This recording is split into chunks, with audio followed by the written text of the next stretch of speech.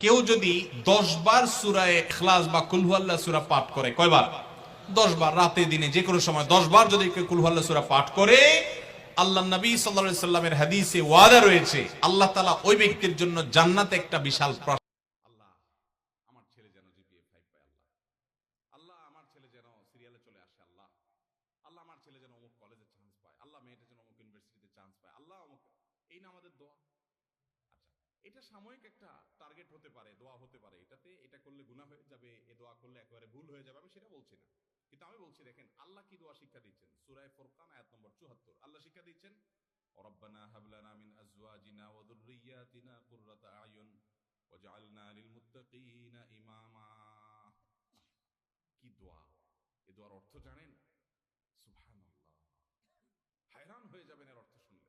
আল্লাহ সুবহানাহু ওয়া তাআলা বলছেন, তুমি দোয়া করো, ওয়াল্লাযীনা ইয়াকুলুনা রব্বানা হাব লানা মিন আজওয়াজিনা ওয়া যুররিয়াতিনা কুররাতা আয়ুন।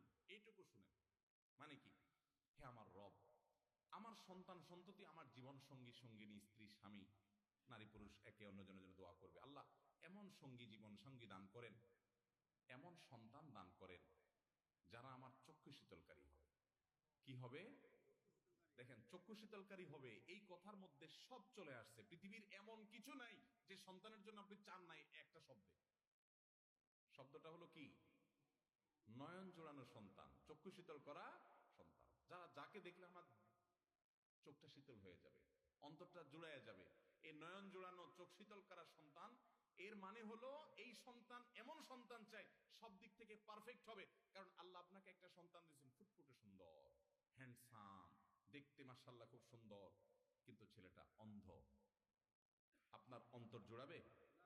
আপনার দিল ঠান্ডা হবে এই বাচ্চা দেখলে, যে আমার ছেলেটা এত সুন্দর কিন্তু সে চোখে দেখতে পায় না।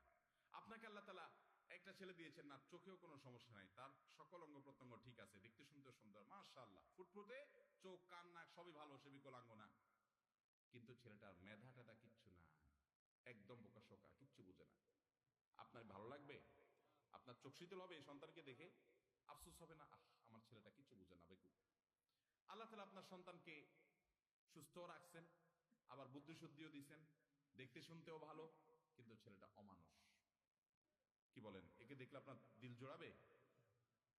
আবার ছেলেটা দেখতে শুনতেও সুন্দর, চোখ মুখ সব ঠিক আছে, আবার সে বুদ্ধি শুদ্ধিও আছে, আবার সে অমানুষও না, ছেলে হিসেবে মানুষ হিসেবেও খুব ভালো, ভদ্র, আপনার কথা শুনে সবই ঠিক আছে, কিন্তু তার জীবনে কোনো উন্নতি বরকত নাই, পয়সা করি নাই, চাকরি বাকরি নাই, বেকার, কষ্টে দিনাতিপাত করে। এই ছেলেকে দেখলে আপনার ভালো লাগবে? ছেলের অবস্থা দেখলে আপনার ভালো লাগবে?